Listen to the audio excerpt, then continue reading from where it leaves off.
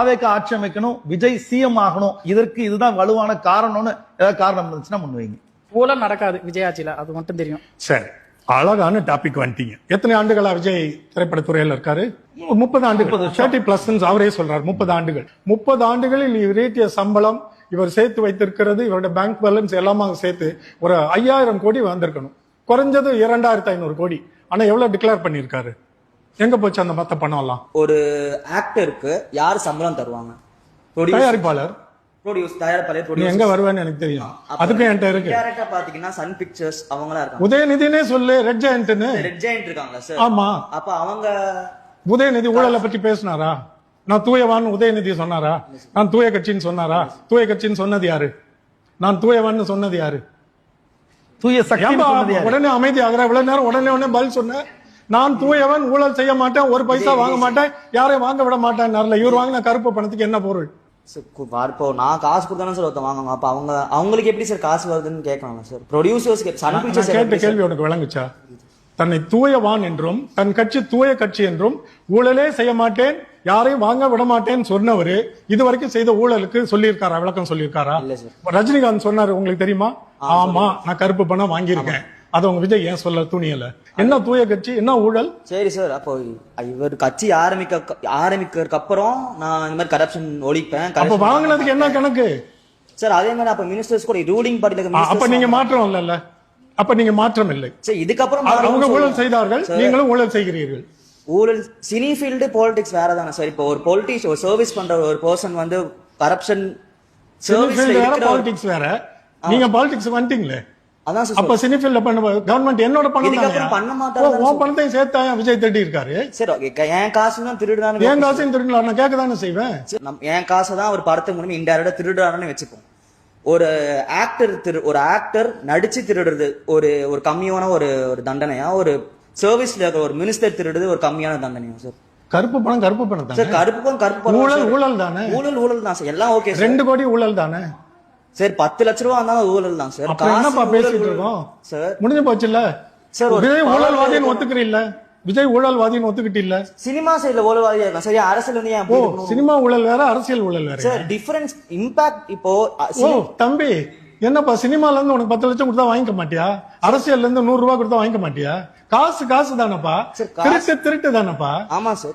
அரசியல்வாதி வீட்டுல திருடினாலும் திருட்டு தான், நீ சினிமாக்காரன் வீட்டுல திருடினாலும் திருட்டு தானே. திருட்டு தான் சார். நீ என்ன பேசிட்டு இருக்கேன்னு எனக்கு புரியல. விஜய் நல்லவர்னு சொல்ல முயற்சி பண்ணா, நீ என்ன சொன்னாலும் பண்ணவே மாட்டேன் சார். ஊழல் அவர் திருடினாருன்றத நீ ஒத்துக்கிறியா இல்லையா? அவனா சினிமா மூலியமா திருடி இருக்காருன்னு. ஆமா, அவ்வளவுதான் நான் சொல்றேன்.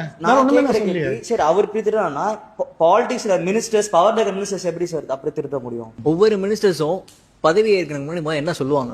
என்ன சொல்லி பதவி ஏற்பாங்க? இவர் தூய கட்சின்னு சொன்னாரு, அதுக்கு பதில் சொல்லுங்க எனக்கு. ஒவ்வொரு மினிஸ்டர்ஸும் இப்ப நீங்க தானே சொல்றீங்க, நடிகர் விஜய் தான் தூயவன், ஊழல் செய்ய மாட்டேன்னு சொன்னாரு.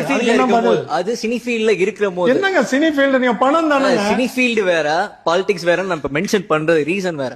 நீதிமன்றத்துல போய் இப்படி சொல்லுவீங்களா? நீதிமன்றத்துல ஒவ்வொரு மினிஸ்டர்ஸும் பதவி ஏற்கும் போது நான் சொல்லட்டுமா?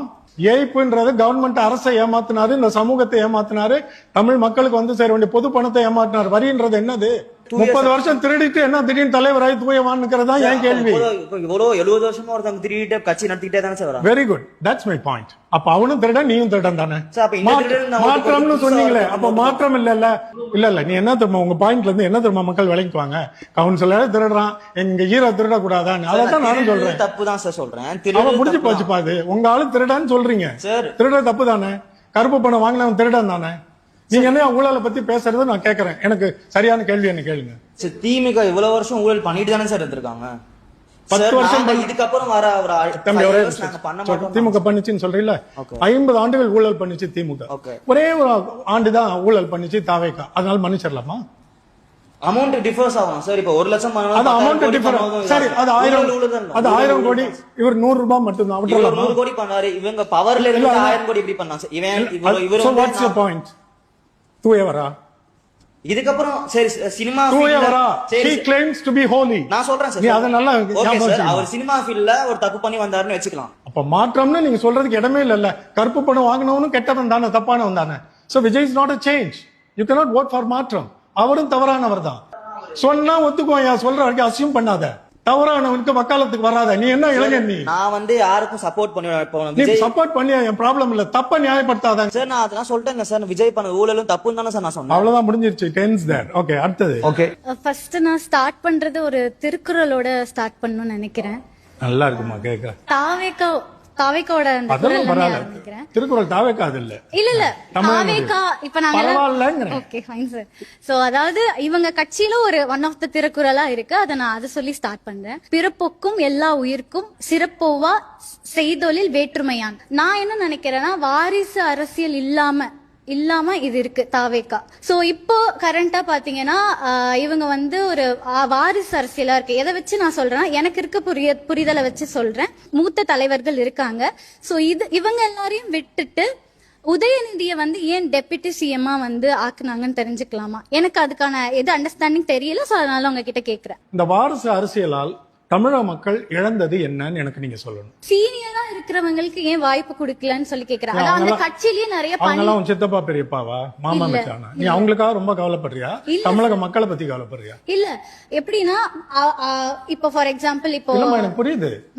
உனக்கு என்ன பிரச்சனைன்னு நான் கேக்குறேன். உனக்கு என்ன தமிழ் சமூகம்? நீ இப்ப நீ நானும் ஒரு சமூகம். நமக்கு என்ன பிரச்சனை? என்ன இழப்பு? எனக்கு வந்து என்னன்னா, ஏன் மற்றவங்க இல்ல சார், நான் எப்படி கேக்குறேன்னா, அவங்களுக்கு ஒரு பதவி புரியுதா?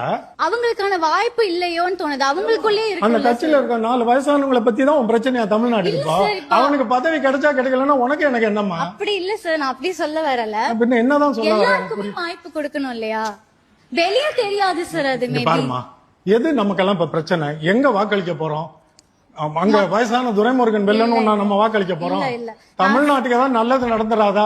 இந்த கல்வி தொடர்ந்து நல்லபடியா நடக்காதா? சுகாதாரம் கிடைக்காதா? மருத்துவம் கிடைக்காதா? வேலை வாய்ப்பு கிடைக்காதா? இதுதானே சமூக பிரச்சனை. எனக்கு அது புரியுது. நான் உன்கிட்ட கேட்கறது, அது கட்சியில இருக்க 4 வயசானவங்க பிரச்சனை. எங்களுக்கு தராம அவன் பிள்ளைக்கு தூக்கி கொடுத்திருக்கியான்னு அவங்க கேட்கட்டும். உனக்கு என்ன அதுல பிரச்சனைங்கிற? விஜய் சொல்றான்றதுக்காக இதெல்லாம் நீ தூக்கிட்டு வரக்கூடாது. அவர் உங்களையெல்லாம் அப்படித்தான் ஏமாத்தி வச்சிருக்காரு. இந்த மாற்றத்தை விஜய் தருவார் நம்புறேன். அதனால நான் அவருக்கு வாக்களிக்கணும்னு நினைக்கிறேன் அப்படிங்கிறவங்க மட்டும். நான் அந்த கேஸ்ட் விஷயத்தை பத்தி பேசினதுனால அந்த கேள்வி கேட்கிறேன். இந்த கவின் அந்த ஆணவ கொலை ஒண்ணு நடந்துச்சு இல்ல, அதுக்கான முடிவு ஏன் இன்னும் கொண்டு வரல? ஒரு சட்டம் அதுக்காக ஒண்ணு போட்டிருக்கலாம். லைக் அதுக்கான ஒரு இது வந்திருக்கு. விஜய்க்கு வாக்களிக்கிற அந்த கேள்வியே கேட்க கூடாது. உன் தலைவர் பேசினாரா? உன் தலைவர் பேசினாரா? இல்ல, இந்த அரசு கொண்டு வந்திருக்கலாமே. நான் இதுக்கு பதில் சொல்ல மாட்டேன்.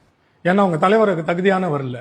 ஏன் பேசலன்னா, இந்த ஜாதியை பத்தி பேசினா அவன் போட மாட்டான், அவனுக்கு இது பண்ணா பேச மாட்டான். அதனால வாயை மூடிட்டு அமைதியா இருக்காரு. சார், ஆக்சுவலி அவங்க 75 இயர்ஸா இங்க இருக்காங்கன்னு நீங்க சொல்றீங்களே, அவங்க ஏன் இன்னும் ஒயின் ஷாப்லாம் இப்ப அதிகமா தானே இருக்கு? ட்ரக்ஸ், இந்த கஞ்சா இதெல்லாம் அதிகமா தானே இருக்கு. ஏன் அது இன்னும் ஒழிக்காம இருக்காங்க? Good question. ஆனா ரெண்டையும் செய்யக்கூடாது. இது வந்து கவுண்டர் வச்சு கவர்மெண்ட் விக்கிறது. டாஸ்மாக் போதை கவுண்டர் வச்சு கஞ்சாவை விக்கிறது இல்ல. கஞ்சா கடத்தப்பட்டு திருட்டுத்தனமாக உள்ளே கொண்டு வரப்படுகிறது. தமிழ்நாட்டுக்குள்ள எப்படி வருது?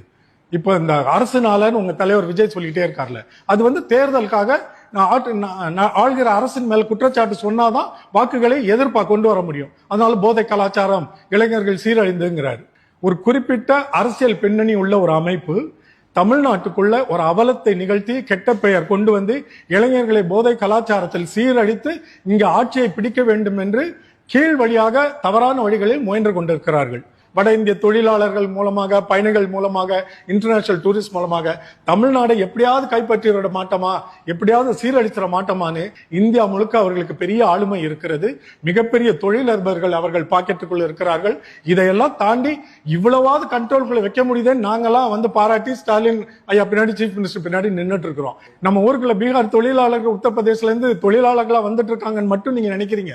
அதுல பெரும்பாலானவர்கள் உண்மையான தொழிலாளர்கள் வந்து நல்ல முறையில சம்பாதித்து உழைத்து குடும்பத்துக்கு அனுப்பிட்டு இருக்கான். அதுக்குள்ள இந்த கூட்டமும் இருக்குது. உங்களுக்கு யாருன்னு தெரியாது, நமக்கு தெரியாது. இதை போராடி தடுத்து நிறுத்தி தினந்தோறும் அவங்களை பிடிச்சி அவங்க மாநிலத்துக்கு திரும்ப அனுப்பி சிறைக்குள்ள கைது பண்ணி போட்டு பல வேலைகளை அரசு செய்து கொண்டு இருக்கிறது. உள்ள திணிக்கிறவன் ரொம்ப பெரிய வல்லமை உள்ள ஒரு கூட்டம். அது யாருன்னு நீங்க பார்த்து அதுக்கான வழிகளை கண்டுபிடிச்சு அரசுக்கு உதவுறதை விட்டுட்டு அதை அரசியல் தேர்தலுக்கு கொண்டு வந்து நிறுத்தினீங்கன்னா தமிழ்நாடு முன்னேறாது. டாஸ்மாக் அரசாங்கம் முதல்ல தனியார்களுக்கு ஏலம் விட்டுட்டு தனியார்கள் தான் கடன் நடத்திட்டு இருந்தாங்க. என்னோட மிக நெருங்கிய நண்பர்கள் டி நகர்ல ஒரு பெரிய ஷாப் வச்சுட்டு இருந்தான். ஜெயலலிதா அம்மா பார்த்தாங்க, இது என்ன இவனுங்க எல்லாம் சம்பாரிச்சிட்டு இருக்குது, இது அரசுக்கு வருமானம் ஆக்கிடுவோம்னு சொல்லி தனியாருக்கு எடுத்துட்டு அரசுக்கே எடுத்துக்கிச்சு. அவங்க தான் கொண்டு வந்தாங்க டாஸ்மாக். தமிழ்நாடு அதுதான் டாஸ்மாக், TASMACன்ற அப்ரிவியேஷன், அது அக்ரோனிம். அதை வச்சு அரசே இந்த வருமானத்தை எடுத்துக்கிட்டா அதை மக்கள் நலத்திட்டங்களுக்கு கொண்டு போலாமேன்னு கொண்டு வந்தாங்க. எடப்பாடி முதல்வர் ஆகிறது வந்து 2வது முறை அதிமுக ஆட்சி. அந்த தேர்தல்ல திமுக கொடுத்த வாக்குறுதி என்ன தெரியுமா? மதுவை ஒழிப்போம், நோ டாஸ்மாக். திமுக தோத்துருச்சு. எதுக்குங்க மதுவை ஒழிக்கணும்? நான் உங்களுக்கு நல்ல வாக்குறுதியும் கொடுப்பேன், என்ன நீங்க தோக்கடிப்பீங்க, உங்களுக்கு டாஸ்மாக் நான் காலி பண்ணுமா? என்ன ஜெயிக்க வைங்க, நான் அதை ஒன்னும் தொடமாட்டேன்னு சொன்னாரு. இப்ப டாஸ்மாக் நடந்துட்டு இருக்கு. இது யார் காரணம்னு நினைக்கிறீங்க? நம்ம தானே. திமுக அரசு சொல்லிச்சு டாஸ்மாக ஒழிப்பேன், கடையை மூடுவேன்னு. தோக்கடிச்சிட்டீங்களே, ஜெயலலிதாக்கு வாக்களிச்சிங்களே. அதனால ஒரு டாஸ்மாக திறந்து வச்சிருக்காரு. நீங்க இவ்வளவு உணர்ச்சி வசப்படுறீங்களா? உங்க தலைவர்கிட்ட போய் கேட்டீங்களா? ஏன் எவ்வளவு பேச்சு பேசுற, பிறப்புக்கும் எல்லாம் உயிருக்குங்கிற, டாஸ்மாக மூடுவேன் ஏன் சொல்லன்னு கேட்கிற துணிவு இருக்கா உனக்கு? சினிமால பார்த்து ஏமாந்து போனவங்க எல்லாம் இந்த மாதிரி மத்தவங்களை பார்த்து வரல நீட்டாதீங்க. நீங்க எவ்வளவு பெரிய குற்றங்கள் உங்க தலைவர் ஒரு பாதி பண்றாருன்னா நீங்க அதோட பெரிய தவறுகள் பண்ணிட்டு இருக்கீங்க. உங்களுடைய